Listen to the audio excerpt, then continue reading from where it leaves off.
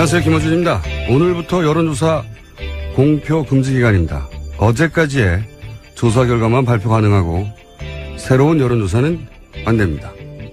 이런 규정이 생긴 건 자유당 시절인 1950년대 자유당의 불리한 조사를 의원 선거에서 금지하면서부터 시작됐습니다.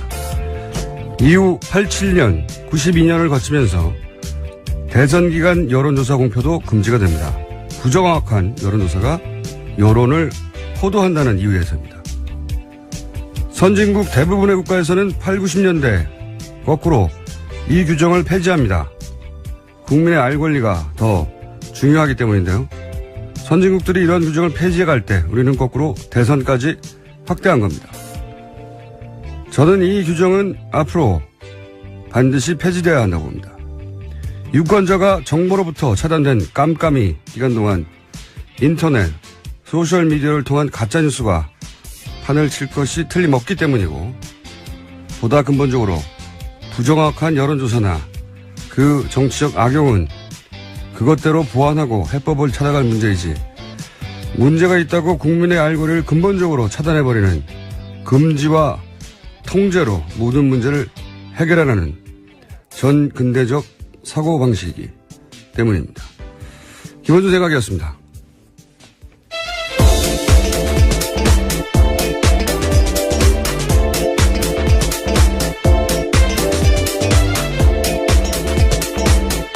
시사인의 김은지입니다. 네.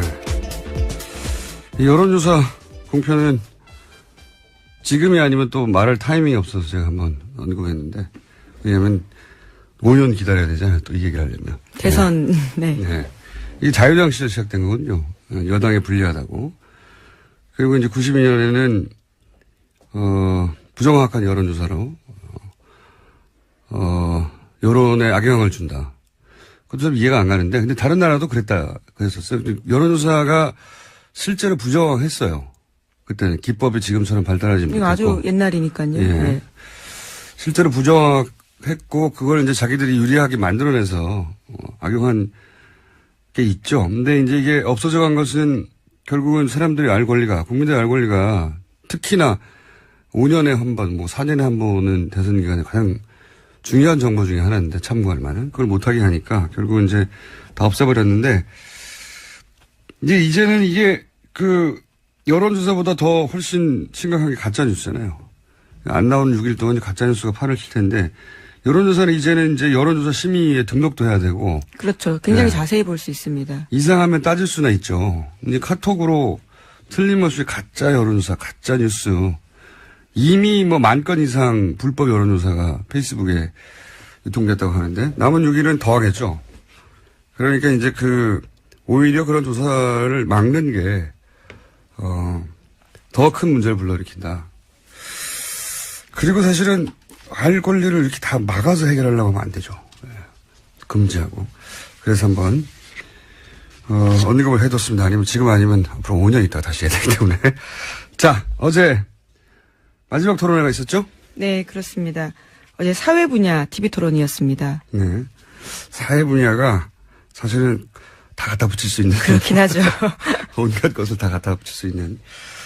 자, 그러면 어제 여러 후보들이, 일본 후보이기 때문에 일본 후보가 공격을 제일 많이 받는 건 항상 그래왔고, 그러다 보니까 이제 문재인 후보가 주로, 질문을 받고 답하는 지금 저기 담은 목소리들만 하는데, 자, 첫 번째는 뭡니까? 누구와 누구 사이의 공방입니까? 네, 문재인 후보와 홍준표 후보 사이 공방입니다. 홍 후보가 적폐 논란에 대해서 새로운 버전으로 이야기를 꺼냈습니다. 자신을 화용하는 게 아니냐, 이런 이야기를 했는데요. 한번 내용을 보시면 맥락을 알 수 있습니다. 어제 토론회를 못 보신 분들은 주고받는 몇 마디만 들어보면 금방 어떤 공방이 왔는지 아실 수가 있습니다. 들어보시겠습니다. 문 후보님이 대통령이 되시면 보수 불태우겠다고 했거든요. 그럼 나는 화형당하겠네요. 횃불 발언 이야기합니까? 제가 횃불을 이야기한 것은 우리 시민들이 들고 있는 촛불이 더 커져서 거대한 횃불이 되고, 그 거대한 횃불이 보수 정권이 만들어 온 적폐들을 다 우리가 청산해야 된다. 그 말씀을 드린 것이죠. 보수 불태우겠다는 그 말은 안 했구만요. 횃불은 상징적인 표현 아닙니까? 아, 네네. 네. 이 공방을 좀 더 왔다 갔다 했죠. 예. 네, 그 이후에 이해찬 의원 이야기까지 꺼내면서 보수 괴멸하겠다고 하는데 그럼 난 문드러지겠냐 이런 이야기도 했습니다. 이게 이제 홍준표 후보 특유의 기술이죠. 예. 자기 지지자를 향해서 저쪽에서 우리를 다 없애버린다는데 하는, 그런 갈라치기 기술인 것이고, 예. 문재인 후보도, 문재인 후보 지지자들에겐 설득될 적절한 답변을 했던 공방인 것 같습니다. 자, 그리고 이번에는 문재인 후보가 홍준표 후보를, 이거는 이제 홍준표 후보가 문재인 후보를 공격한 것이고요. 문재인 후보가 홍준표 후보를 공세를 취한 대목도 있습니다. 그게 4대강이었죠, 처음에? 예, 4대강 관련된 질문을 던졌습니다. 어떻게 생각하느냐라고 하는데 홍준표 후보는 4대강 찬성한다 이렇게 유일하게 밝혔습니다. 그렇죠. 환경 문제가 화장 때문이 아니다. 네, 들어보시겠습니다. 4대강 사업 때문에 수질이 악화됐는데 그에 대한 대책이 무엇입니까? 4대강 때문에 녹조가 많이 늘었다. 동의하십니까? 예. 녹조는 질소와 인이 고온다습한 기후하고 만났을 때 녹조가 생깁니다. 맞는 말씀인데 예, 가만히 그나마 있어봐. 강이 흐르면 낫죠. 아니, 그 강이 흐르는 게 소양댐이 지금 1년에 갇혀 있는 시간이 얼마인 줄 압니까? 232일입니다. 소양댐 녹조 있습니까? 4대강 때문에 수질이 악화된 것이 아니다. 그거는 그래서 4대강 보도는 그대로 두겠다. 그거는 잘한 사업입니다. 예, 이건 이제 문재인 후보 쪽의 기술이죠. 예. 4대강에 관해서는, 국민 여론이 이제 환경 문제의 주범이라고 하는데, 크게 이견이 없는 상황인데, 홍준표 후보는 유독 4대강에 관해서는 잘한 사업이라고 강변하는, 제가 알기로는 도지사나 주요 정치인 중에 이렇게 4대강을 옹호하는 사람이 이제는 거의 없거든요. 그러다 보니까 기술이 들어간 거죠. 예. 홍준표 후보는 거기에 대해서 이제, 화학식을 들고. 굉장히 자세한 이른바, 지식을 예. 뽐냈습니다. 네, 본인은 이미 잘 알고 있다. 전문가다. 잘못 알고 있는 거라고 반론을 제기하긴 했습니다만, 환경학자가 아니다 보니까, 이 대목은, 평행선을 달렸지만 문재인 후보의 기술이 들어간 대목이다. 자, 다음 공방은 누구와 누구 사이의 공방입니까? 네, 홍준표 후보와 유승민 후보 사이 공방입니다. 아하. 유승민 후보가 과거의 사형제 관련 찬성 발언에 대해서 홍준표 후보 이야기를 꺼내면서 공격을 한 겁니다.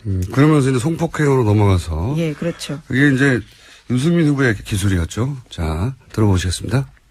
내가 지금 어제 바른정당 의원들을 이제 만나보니까 내가 처음 와서 좀 만나보자고 내가 갔어요. 가니까 왜 나오려고 하냐? 그래 물으니까 후보가 덕이 없어서 도저히 대선을 못 치르겠다. 그래서 나오려고 한다고 합니다. 성완종 1억 사건으로 예, 뇌물 재판을 받고 계시는 중이고 대부분 재판이 나면 대통령 그만두셔야 될 사람이고 그다음에 예? 그거는 그 성범죄의 강간 미수를 스스로 예, 그래 하신 분인데 지금 뭐 다른 후보를 그렇게 비방할 자격이 있으십니까? 그러니까 그 같은 당에 있던 의원들이 유 후보 덕이 없다고 14명이나 뛰쳐나오지 않습니까? 그거 가서 그 단속이나 잘하세요. 그거는 자, 이게, 유승민 후보가 홍준표 오사에 있었던 공방, 예. 자격에 대해서 얘기하니까 덕이 없다. 예. 오히려 그렇게 받아치고 있는 거죠. 예. 이 덕이 없다는 발언은 사실 인성에 대한 이야기이기 때문에 이 대통령 후보 토론회에서는 잘 등장하지 않는 거거든요. 너 성격이 안 좋아. 이런 종류의 이야기인데. 날이 섰던 거죠. 양쪽 모두. 예. 이 강간 미수 그랬더니 덕이 없다. 이렇게 대받아친. 사실 어제 토론회 중에는 두 사람 사이에 가장 날이 섰던 토론이었던 것 같습니다.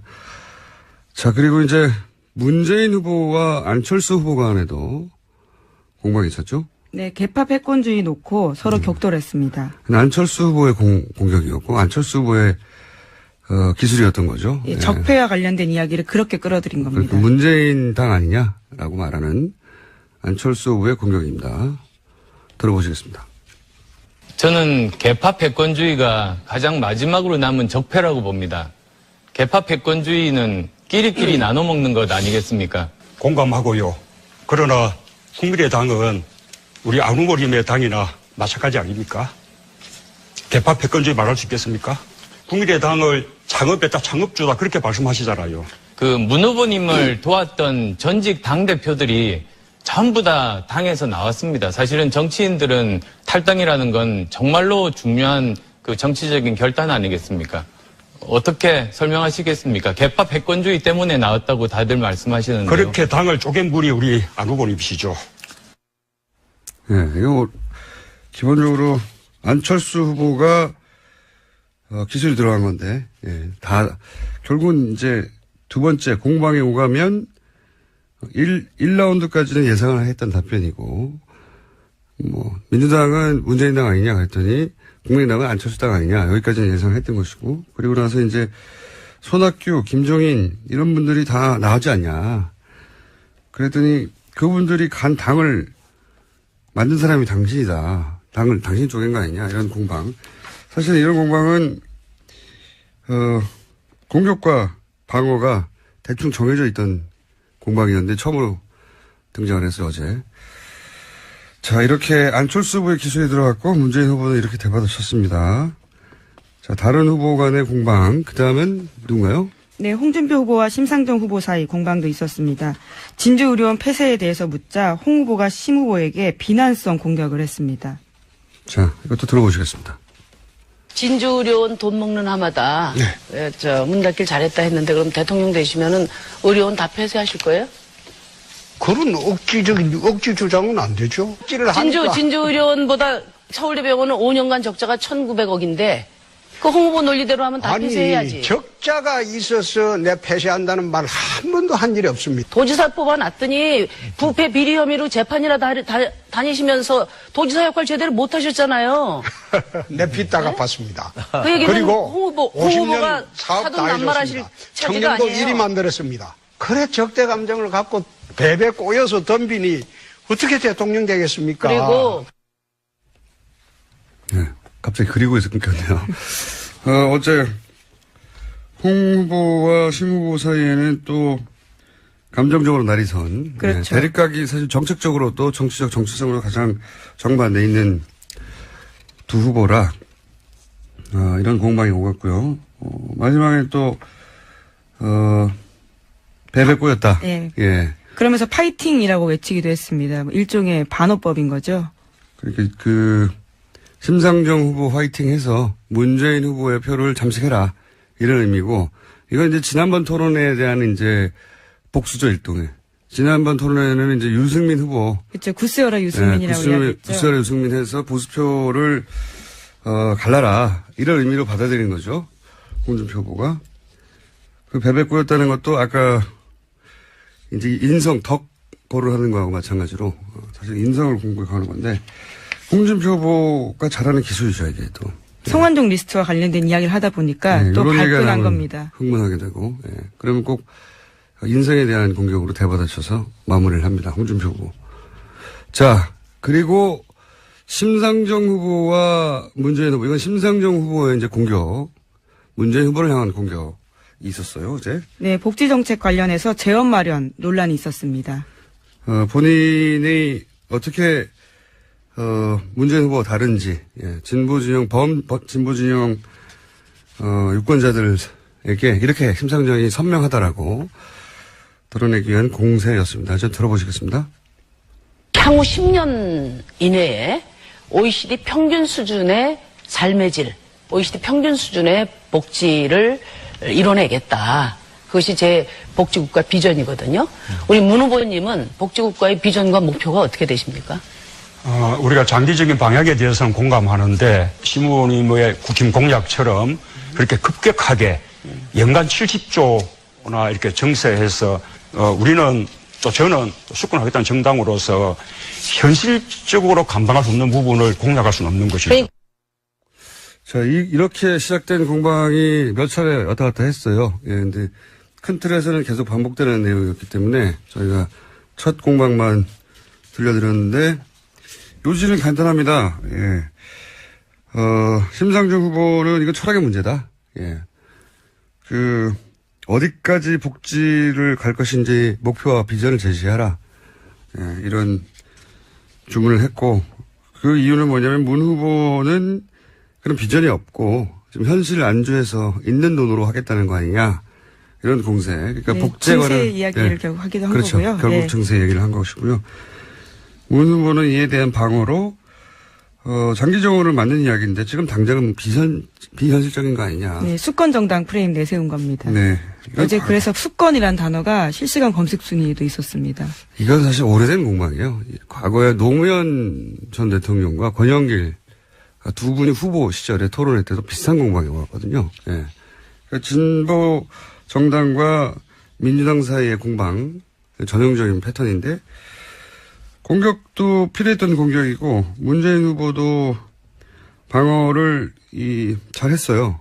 잘했는데, 이제, 어떤 유권자가 움직일지, 그러니까 문재인 후보의 공약이, 부족하다라고 해서 심상정 후보로 움직일지, 아니면 심상정 후보 이야기를 듣고, 이것은 지나치게 현실적이지 않지 않냐 하고, 되돌아갈지는 모르겠습니다만, 어제 두 후보 사이의 핵심 공방은 이거였습니다.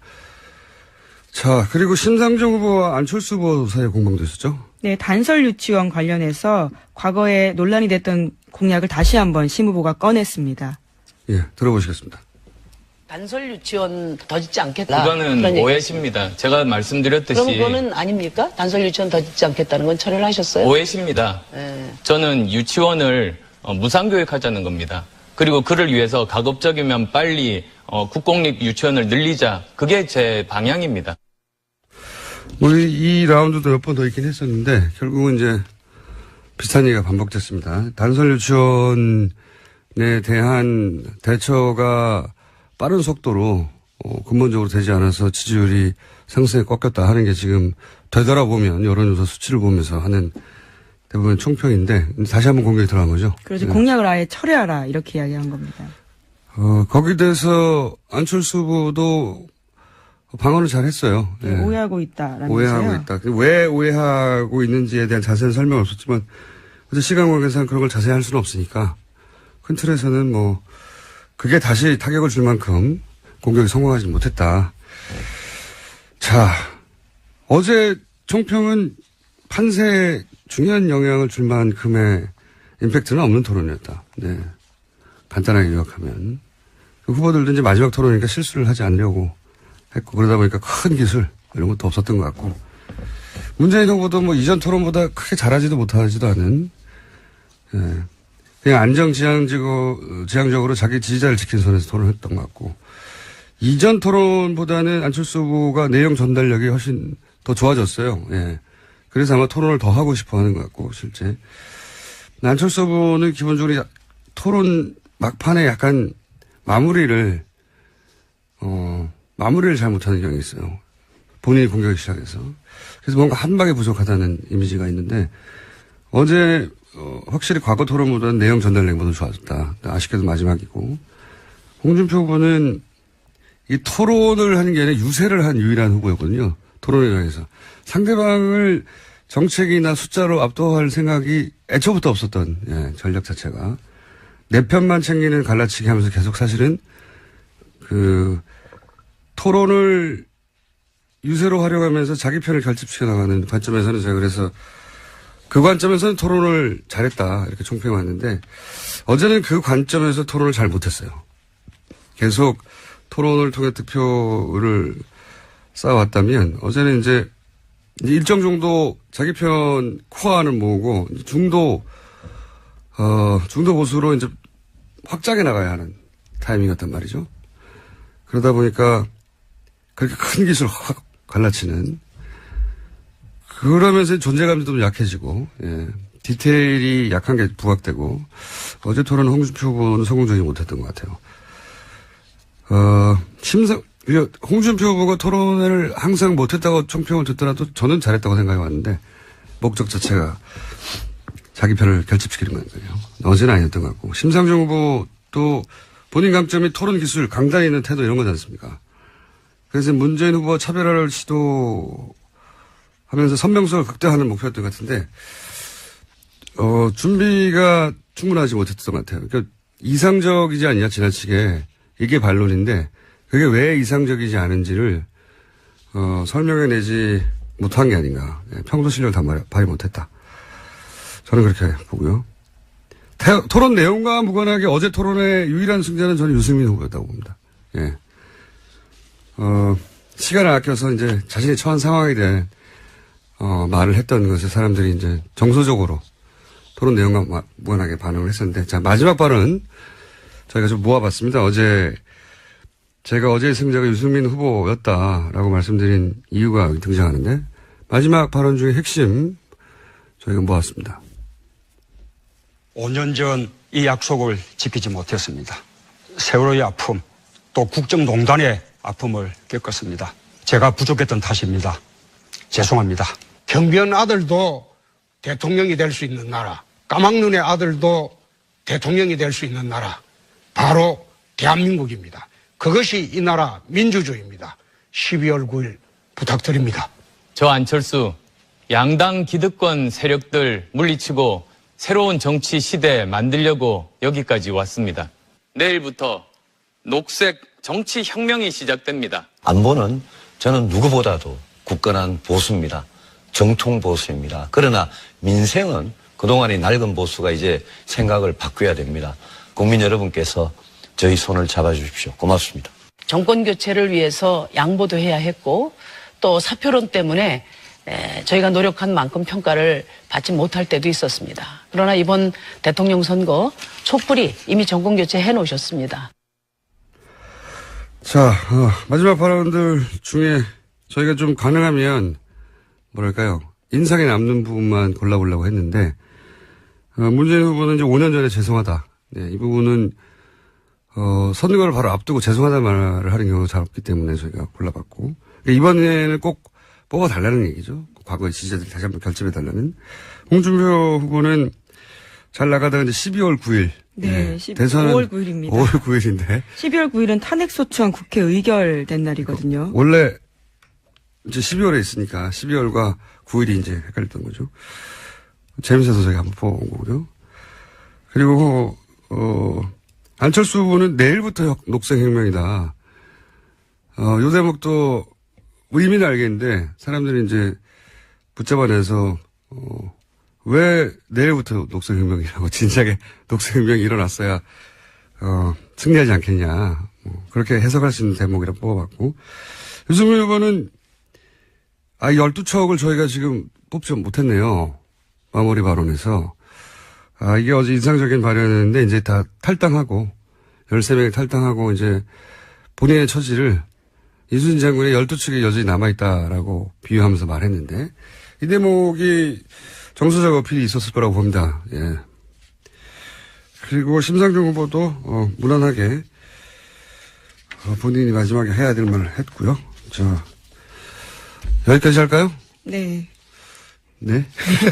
네, 바른정당 소식 하나 말씀드리자면요. 네. 황영철 의원이 탈당 보류하겠다 이렇게 밝혔습니다. 그래서 13명에서 12명으로 줄었습니다. 장제원 의원, 권성동 의원 등등을 탄핵에서 앞장섰던 분들은 받지 못하겠다 뭐 이런 논란에 오가는 가운데 황영철 의원이 이제 보류를 한 거죠. 예. 저희가 이 부분은 다시 짚어보겠습니다. 따로 인터뷰로. 여기까지 하겠습니다. 시사인의 김은지였습니다. 감사합니다. 빙의 토론.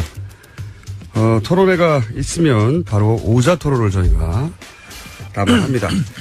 오늘은 선수 교체가 좀 많이 있습니다.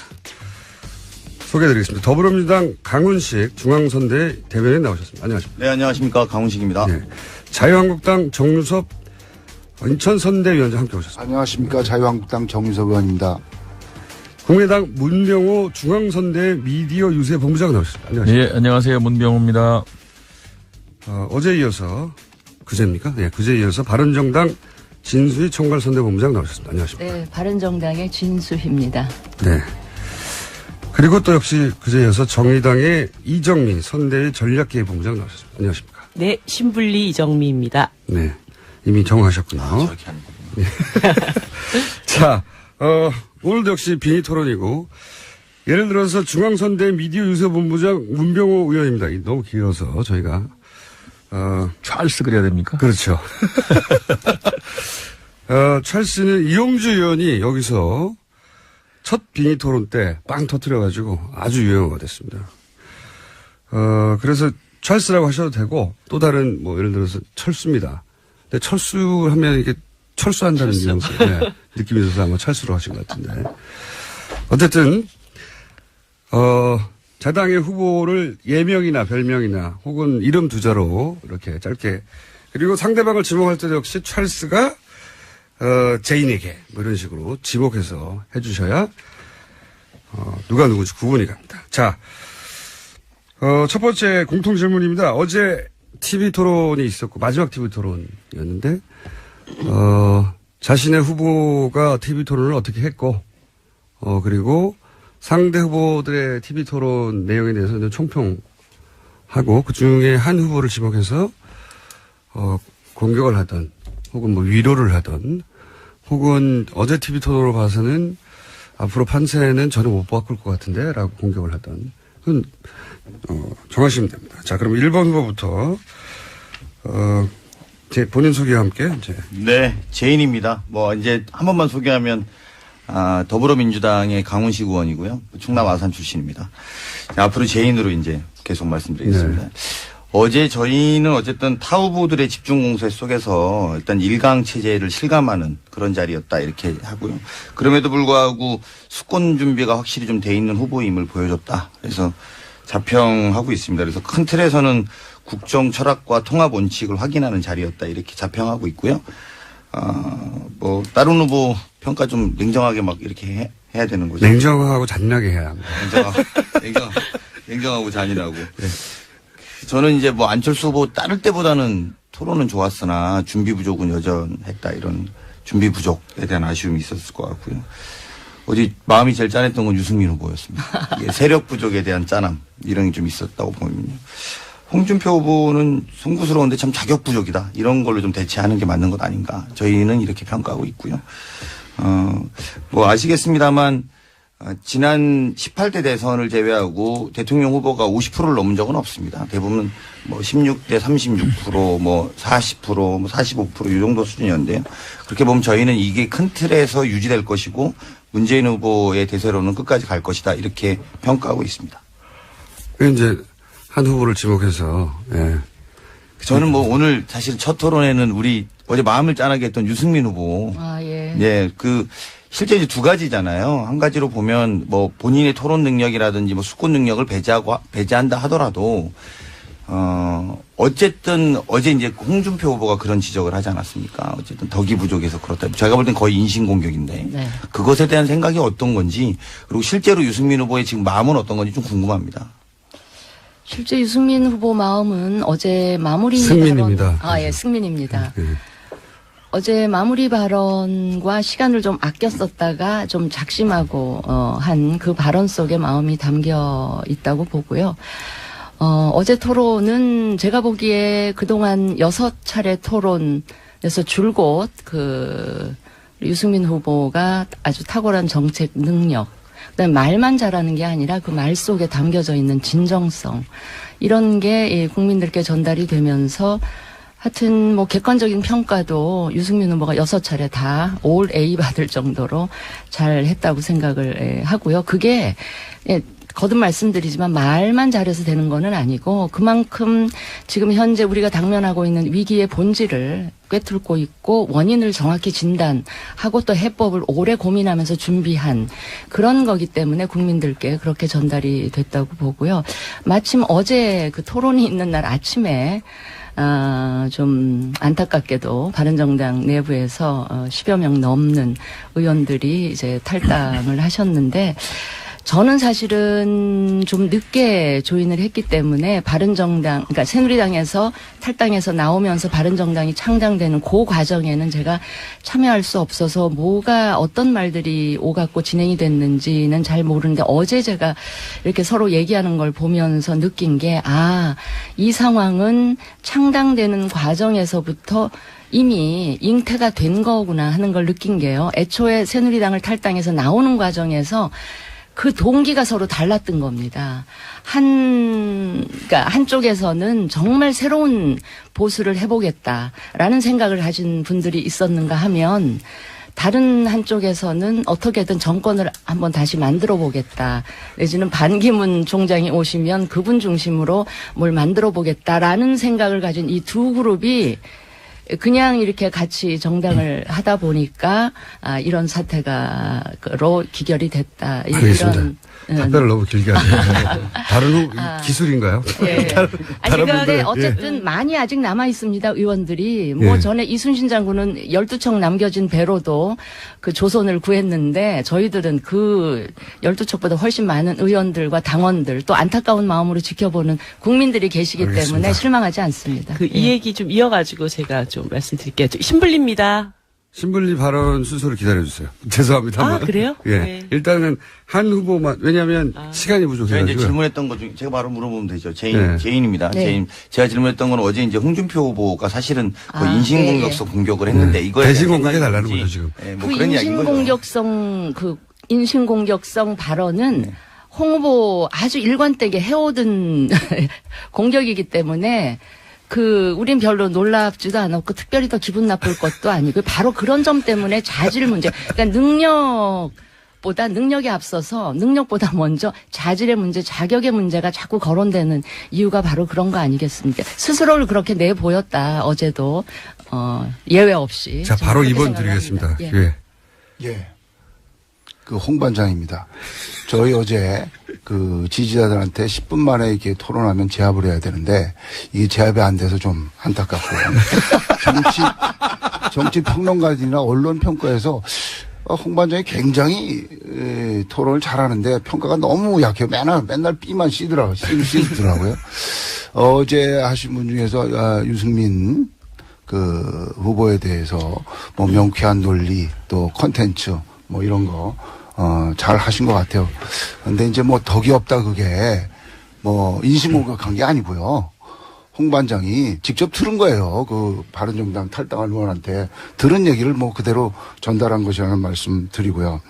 어제 저희가 안타까운 건 이제 문재인 후보가 저희가 보기에는 뭐 질문을 이해 못하는 게 많아요. 애매하게 돼버리는 이게 무슨 부자 몸조심 하는 건지 뭐 대강 이거 뭐 1등하고 하는데 대강 이렇게 해서 넘어가려고 하는 건지 그 정권을 대권을 잡겠다고 하면 그 질문에 대해서 명확하게 자기 의사를 표명을 해야죠. 그냥 두리뭉실 뭐 구렁이 담 넘어가듯이 네. 그렇게 하는 게 좀 문재인 후보한테 느껴졌다 이렇게 말씀을 드리겠습니다. 네. 질문.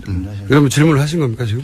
질문요. 네. 질문은 이게 이제 그 말끝마다 보면 이명박근혜 정부에서 이렇게 해서 못했다 하면서 뭐 다시 무슨 들춰보겠다 이러면서 이제 국민들이 바라는 건 미래 얘기를 해달라고 하는데 미래 우리가 어떻게 하자 하는데 계속 못했다는 과거 얘기만 한단 말이죠. 네. 그거 퇴행적인 거 아닙니까? 맞습니다. 뭐 제가 답변해드리면 되죠. 네. 일단 뭐 두 가지 말씀드리면 아까 제인입니다. 예, 제인입니다. 네. 일단 말씀하신 것처럼 얼버무린다 부자 몸조심 뭐 이렇게 말씀하신 거 부자죠. 저희가 몸조심 해야죠. 사실 지금 더 하면 뭐합니까? 열심히 잘 지키면 된다. 저희 이렇게 솔직하게 말씀드리면 그렇습니다. 다만 홍준표 후보가 적어도 미래에 대한 이야기 할 수 있는 거냐. 사실은 이번 선거 과정에서 적폐청산 논란이 계속되고 있거든요. 이건 뭐냐면 자유한국당이 적폐청산을 스스로 하면 되는 문제입니다.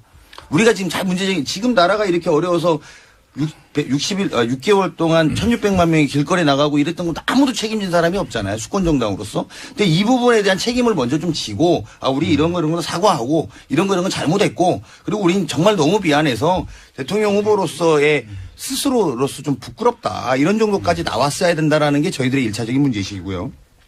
그리고 나서 그런 것들이 좀 청산이 되면 미래 이야기를 충분히 좀 해야죠. 근데 지금 이게 혼재돼 있습니다. 그러니까 아시다시피 아무런 국민들은 대통령이 탄핵되고 대통령하고 최순실 김기춘 이렇게 몇 분 감옥 간 이후에 아무런 지난 9년 동안에 대한 평가가 없는 거예요. 정확하게 보면서 이 부분에 대한 평가 물론 바른정당은 이건 좀 반성해야 되겠다. 그래서 우리가 좀 새롭게 시작해 보겠다.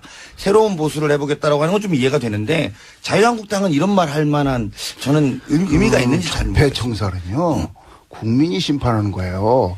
민주당에서 심판하는 게 아닙니다.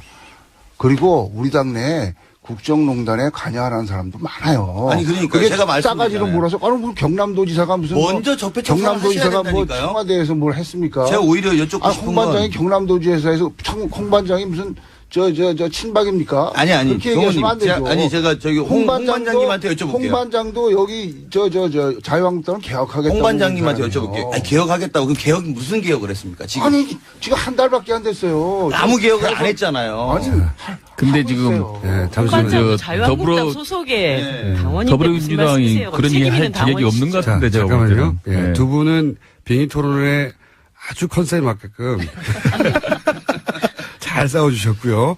앞으로 3부에서 시간이 있으니까 일단은 지금 한 상대방만 지정해서 하는 시간이고. 왜냐하면 그렇게 하지 않으면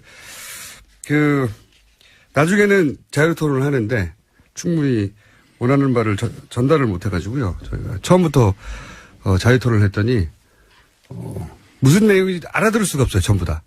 그래서 이렇게 룰을 정했으니까 잠시만 기다려주시고 이제 3번 찬스 같습니다. 예. 가장 잘하는 후보는 안철수 후보라고 찰스입니다. 생각합니다. 저는 철수라고 하겠습니다. 찰스가 별로 저는 좋아하지 않아요. 그 영어를. 철수로 하겠습니다. 네. 가장 잘하는 후보는 역시 안철수 후보고요. 안철수 후보는 싸움 잘 못해요. 근데 이제 이 토론의 초반에 싸움식의 토론이 되다 보니까 좀 제대로 하지를 못하셨는데 이제 후반에 갈수록 좀 토론에다운 그런 모습을 보이고 있어서 이제 안철수 후보도 이제 토론에는 상당히 잘하는 분이기 때문에 상당히 어제 잘했다고 생각합니다. 정책이나 전문성이 돋보였고요. 역시 이제 그동안에 조금 불안하다는 그런 지적들이 있었는데 어제는 상당히 당당하게 잘하신 것 같습니다. 가장 못한 후보는 문재인 후보라고 생각합니다. 문재인 후보는 좀 답답한 게요. 다른 후보들은 대통령 후보가 된 게 이제 1년 안쪽입니다. 그래서 조금 부족한 점이 있을 수 있는데 문재인 후보께서는 5년 전에도 대통령 후보를 했지 않습니까? 그리고 제1야당의 대주주로서 지난 5년 동안 국정 경험을 하셨는데 전 답답한 게 무슨 의지를 주도한 게 없어요. 늘 그냥 수세적이고 적당히 어물적 변명적으로 나가고 그렇게 하는 게 참 문제라고 봅니다. 그래서 과연 이런 문재인 후보에게 국가 운영을 맡길 수 있는가. 이미 지난 5년 동안 그렇게 경험하고 유리한 지위에 있었음에도 불구하고 아무런 비전을 내놓지 못하고 있다. 한마디로 말해서 무능하다는 게 증명이 돼버렸다는 겁니다. 그래서 가장 대통령으로서 자격이 없고 능력이 없는 분이 문재인 후보다. 그것이 어제 토론에서 나타났다. 그동안의 토론에서도 드러난 거다라고 생각합니다. 다른 후보들에 대한 평가는 다른 후보들 안 하셔도 다 되고. 잘하셨습니다. 확실하다.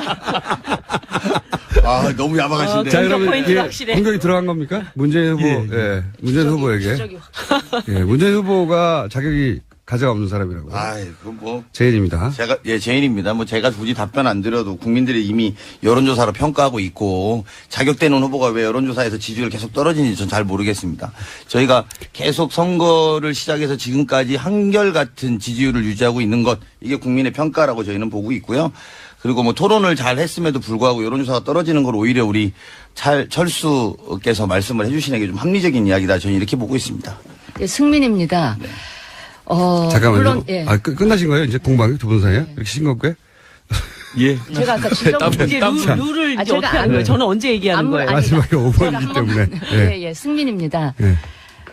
문재인 후보가 지지율 제일 앞서가는 거는 저 인정을 합니다. 그러니까 더더욱 걱정되는 게 뭐냐면 계속 토론을 여러 차례 보면서 제2의 박근혜가 되는 거 아닌가 이런 생각이 자꾸 드는 거예요. 굉장히 불안해지는 거예요. 그러니까 어제 토론만 봐도 아마 유승민 후보가 그거 물었을 거예요. 교육 관련 토론에서 수시 모집이 줄어들면 정시가 늘어나는 건 너무나 당연한 건데 그거를 이해를 못 하세요. 물론 이런 지적이 대통령이 그렇게 디테일한 것까지 다 알 필요가 있냐 이렇게 얘기를 하실 수도 있는데 지난번 경제 토론에서도 약간 구체적인 거 나오니까 정책본부장한테 물어보라.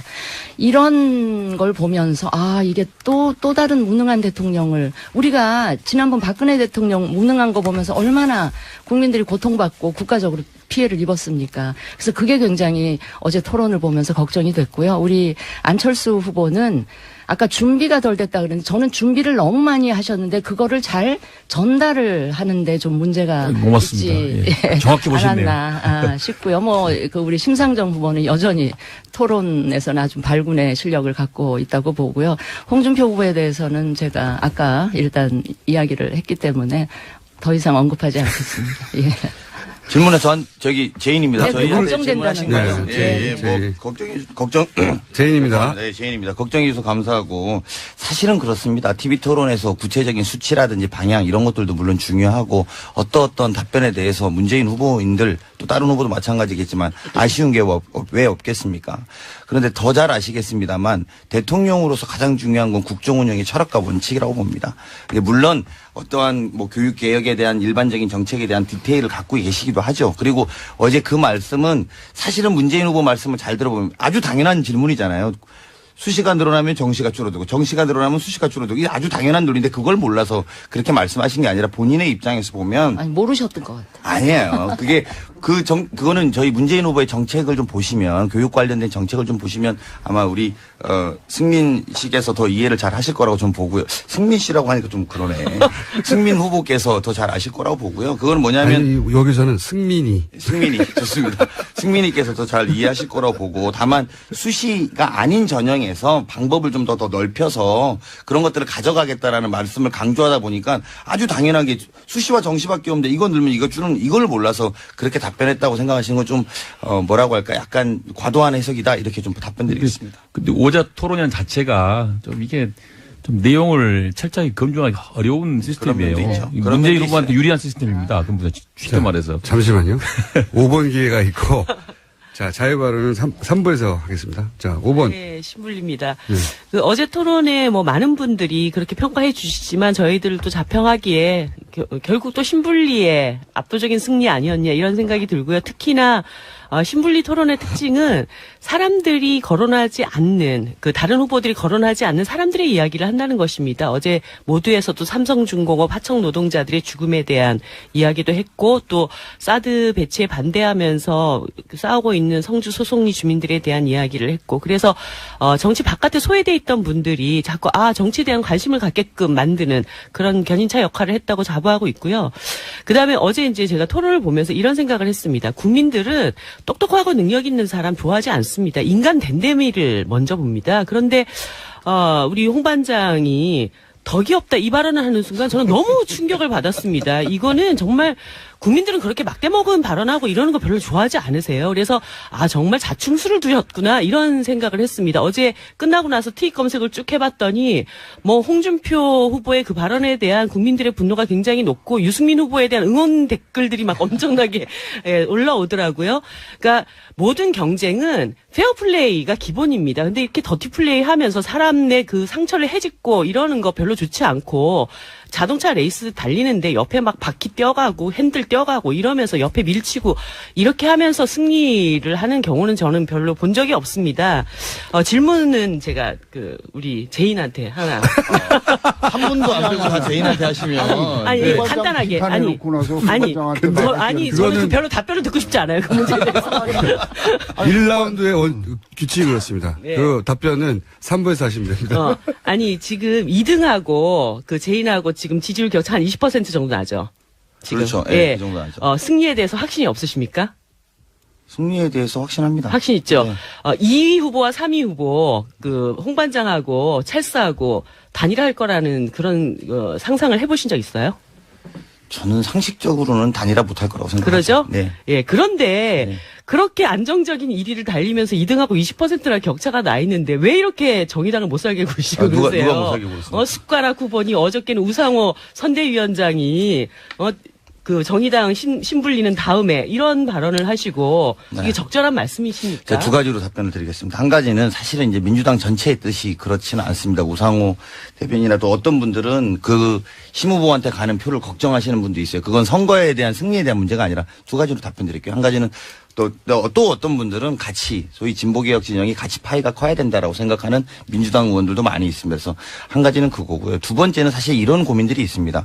어쨌든 대통령이 이번에 5월 9일 날 뽑히고 나면 10일부터 바로 인수위 없이 대통령 당선자 신분 없이 대통령을 해야 되는데 지금 현재 사드라든지 북핵이라든지 외교 문제에 대해서 좀 적극적으로 하기 위해서는 저희는 조금이라도 더 많은 득표를 해야지만 유의미한 대통령으로서의 역할을 할 수 있다라고 보기 때문에 그 두 가지 측면에서 어떤 분들은 좀 조급해서 그런 것도 있다. 아니 저는 조급하고 아니고를 떠나가지고 뭐 자당이 선거 승리를 위해서 여러 전략을 취할 수는 있지만 이 말씀은 매번 선거 때마다 아주 고질적으로 나오는 사표 심리. 그러니까 강세인 선거 후보들을 빼고 약자들은 다 그냥 이 민주주의 경쟁의 장에서 배제시킬 수도 있다라고 하는 이런 그 인식들이 너무 고질적으로 깔려 있는 거 아닌가? 끝났어요?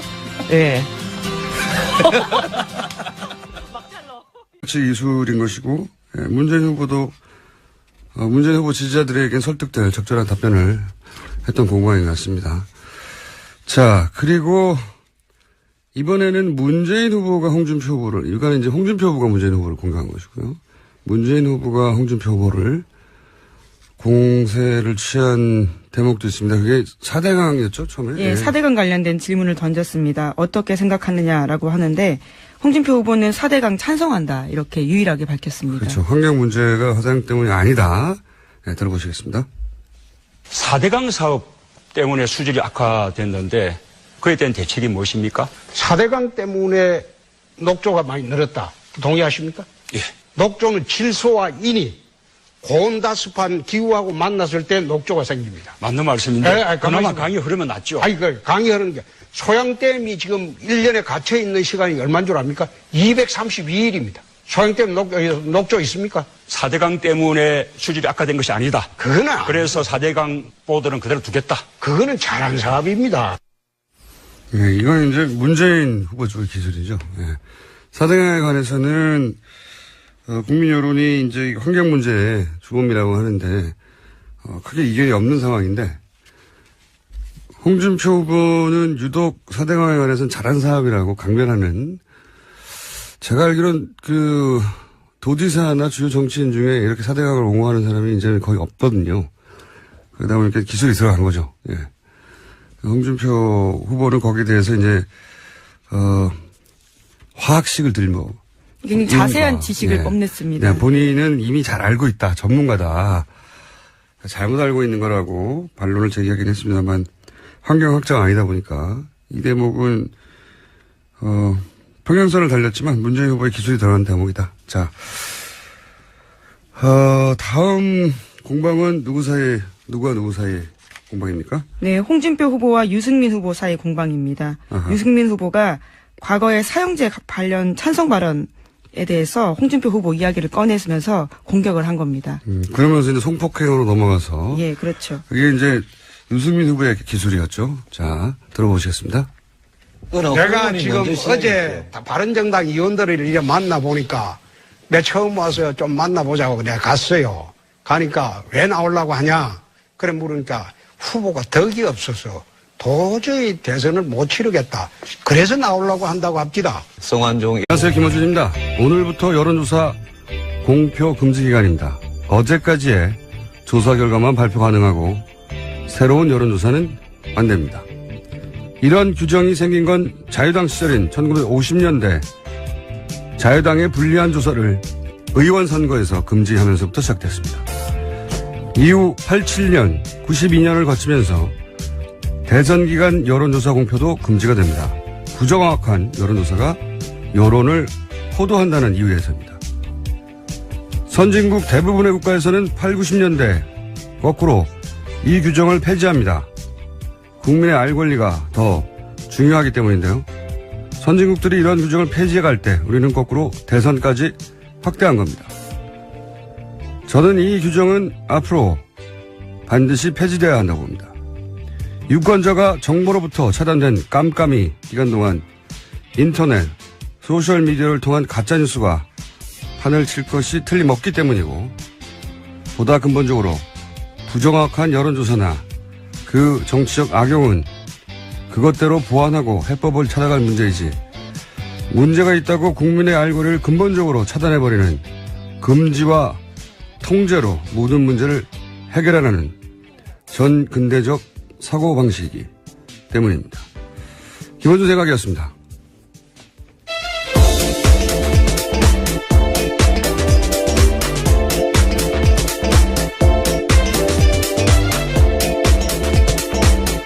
시사인의 김은지입니다. 이 여론조사 공표는 지금이 아니면 또 말할 타이밍이 없어서 제가 한번 언급했는데, 왜냐하면 5년 기다려야 되잖아요. 또 이 얘기를 하려면. 대선, 네. 네. 이게 자유당 시절 시작된 거군요. 여당에 불리하다고. 그리고 이제 92년에는, 부정확한 여론조사로, 여론에 악영향을 준다. 그것도 좀 이해가 안 가는데, 근데 다른 나라도 그랬었어요. 여론조사가 실제로 부정했어요. 그때는 기법이 지금처럼 발달하지 못했고. 이거 아주 옛날이니까요. 예. 네.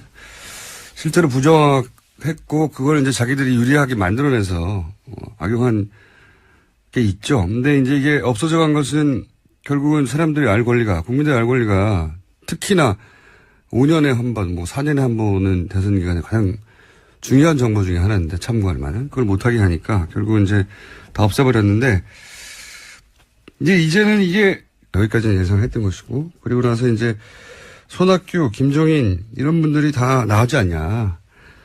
그랬더니 그분들이 간 당을 만든 사람이 당신이다. 당을 당신 쪽인 거 아니냐 이런 공방. 사실 이런 공방은 공격과 방어가 대충 정해져 있던 공방이었는데 처음으로 등장을 했어요, 어제.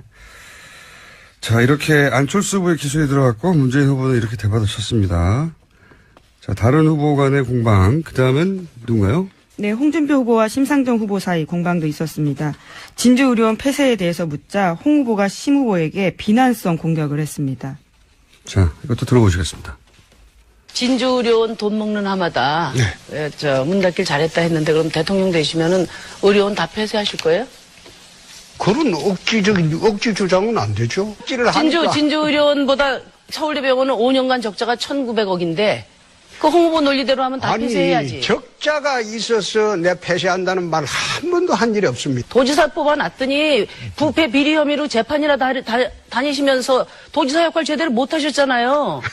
내 빚다 갚았습니다. 그 얘기는 그리고 홍 50년 후보가 사업 사돈 다 남발하실 해줬습니다. 차지가 청년도 아니에요. 일이 만들었습니다. 그래 적대 감정을 갖고 배배 꼬여서 덤비니 어떻게 대통령 되겠습니까? 그리고 네, 갑자기 그리고에서 끊겼네요. 어제 홍 후보와 심 후보 사이에는 또 감정적으로 날이 선. 그렇죠. 네, 대립각이 사실 정책적으로 또 정치적 정치성으로 가장 정반대에 있는 두 후보라 이런 공방이 오갔고요. 마지막에 또 배배 꼬였다. 네. 예. 그러면서 파이팅이라고 외치기도 했습니다. 일종의 반어법인 거죠. 그러니까 심상정 후보 화이팅해서 문재인 후보의 표를 잠식해라 이런 의미고 이건 이제 지난번 토론회에 대한 이제 복수죠 일종의. 지난번 토론회는 이제 유승민 후보. 그렇죠. 구스여라 유승민이라고 이야기했죠. 구스여라 유승민 해서 보수표를 갈라라 이런 의미로 받아들인 거죠. 홍준표 후보가. 그 배배 꼬였다는 것도 아까 이제 인성 덕보를 하는 거하고 마찬가지로 사실 인성을 공격하는 건데 홍준표 후보가 잘하는 기술이죠 이게 또. 성완종 리스트와 관련된 이야기를 하다 보니까 네, 또 이런 얘기가 발끈한 나오면 겁니다. 흥분하게 되고. 예. 그러면 꼭 인성에 대한 공격으로 대받아쳐서 마무리를 합니다. 홍준표 후보. 자, 그리고 심상정 후보와 그 여론조사보다 더 훨씬 심각한 게 가짜뉴스잖아요. 안 나오는 6일 동안 가짜뉴스가 판을 칠 텐데 여론조사는 이제는 이제 여론조사 심의에 등록도 해야 되고. 그렇죠. 굉장히 네. 자세히 볼 수 있습니다. 이상하면 따질 수나 있죠. 이제 카톡으로 틀림없이 가짜 여론조사, 가짜 뉴스.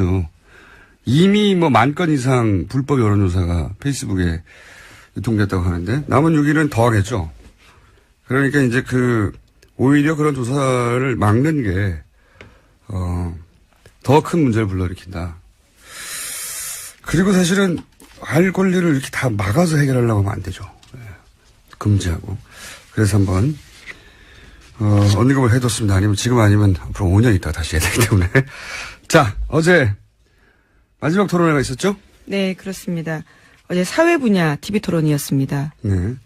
사회 분야가 사실은 다 갖다 붙일 수 있는. 그렇긴 하죠. 온갖 것을 다 갖다 붙일 수 있는. 자, 그러면 어제 여러 후보들이, 일본 후보이기 때문에 일본 후보가 공격을 제일 많이 받는 건 항상 그래왔고, 그러다 보니까 이제 문재인 후보가 주로, 질문을 받고 답하는 지금 저기 담은 목소리들만 하는데, 자, 첫 번째는 뭡니까? 누구와 누구 사이 공방입니까? 네, 문재인 후보와 홍준표 후보 사이 공방입니다. 홍 후보가 적폐 논란에 대해서 새로운 버전으로 이야기를 꺼냈습니다. 자신을 화용하는 게 아니냐 이런 이야기를 했는데요. 한번 내용을 보시면 맥락을 알 수 있습니다. 어제 토론회를 못 보신 분들은 주고받는 몇 마디만 들어보면 금방 어떤 공방이 오가는지 아실 수가 있습니다. 들어보시겠습니다. 문 후보님이 대통령이 되시면 보수 불태우겠다고 했거든요. 그럼 나는 화형당하겠네요. 횃불 발언 이야기합니까? 제가 횃불을 이야기한 것은 우리 시민들이 들고 있는 촛불이 더 커져서 거대한 횃불이 되고 거대한 횃불들이 보수 정권이 만들어 온 적폐들을 다 우리가 청산해야 된다. 그 말씀을 드린 것이죠. 보수 불태우겠다는 그 말은 안 했구만요. 횃불은 상징적인 표현 아닙니까? 네네. 네. 이 공방을 좀 더 왔다 갔다 했죠. 예. 네, 그 이후에 이해찬 의원 이야기까지 꺼내면서 보수 괴멸하겠다고 하는데 그럼 난 문드러지겠냐 이런 이야기도 했습니다. 이게 이제 홍준표 후보 특유의 기술이죠. 예. 자기 지지자를 향해서 저쪽에서 우리를 다 없애버린다는데 하는 그런 1억 사건으로 뇌물 재판을 받고 계시는 중이고 대부분 재판이 나면 대통령 그만두셔야 될 사람이고 그다음에 그거는 그 성범죄의 강간 미수를 스스로 그래 하신 분인데 지금 다른 후보를 그렇게 비방할 자격이 있으십니까? 그러니까 그 같은 당에 있던 의원들이 유 후보 덕이 없다고 14명이나 뛰쳐나오지 않습니까? 그거 가서 그 단속이나 잘하세요. 그거는 자, 이게 유승민 후보가 홍준표 후보사에 있었던 공방, 자격에 대해서 얘기하니까 덕이 없다. 예. 오히려 그렇게 받아치고 있는 거죠. 예. 이 덕이 없다는 발언은 사실 그 인성에 대한 이야기이기 때문에 이 대통령 후보 토론회에서는 잘 등장하지 않는 거거든요. 너 성격이 안 좋아 이런 종류의 이야기인데 날이 섰던 거죠. 양쪽 모두. 예. 이 강간 미수 그랬더니 덕이 없다 이렇게 대받아친. 사실 어제 토론회 중에는 두 사람 사이에 가장 날이 섰던 토론이었던 것 같습니다. 자, 그리고 이제 문재인 후보와 안철수 후보 간에도 공방이 있었죠? 네, 개파 패권주의 놓고 서로 격돌했습니다. 안철수 후보의 공격이었고 안철수 후보의 기술이었던 거죠. 예, 적폐와 관련된 이야기를 그렇게 끌어들인 겁니다. 문재인 당 아니냐라고 말하는 안철수 후보의 공격입니다. 들어보시겠습니다. 저는 개파 패권주의가 가장 마지막으로 남은 적폐라고 봅니다. 개파 패권주의는 끼리끼리 나눠 먹는 것 아니겠습니까? 공감하고요. 그러나 국민의당은 우리 안 후보님의 당이나 마찬가지 아닙니까? 개파 패권주의 말할 수 있겠습니까? 국민의당을 창업했다, 창업주다 그렇게 말씀하시잖아요. 그 문 후보님을 도왔던 전직 당대표들이 전부 다 당에서 나왔습니다. 사실은 정치인들은 탈당이라는 건 정말로 중요한 그 정치적인 결단 아니겠습니까? 어떻게 설명하시겠습니까? 개파 패권주의 때문에 나왔다고 다들 말씀하시는데요. 그렇게 당을 쪼갠 분이 우리 안 후보님이시죠. 네, 이거 기본적으로 안철수 후보가 기술이 들어간 건데, 결국은 이제 두 번째 공방에 오가면 1라운드까지는 예상을 했던 답변이고, 민주당은 문재인 당 아니냐 그랬더니 국민의당은 안철수 당 아니냐.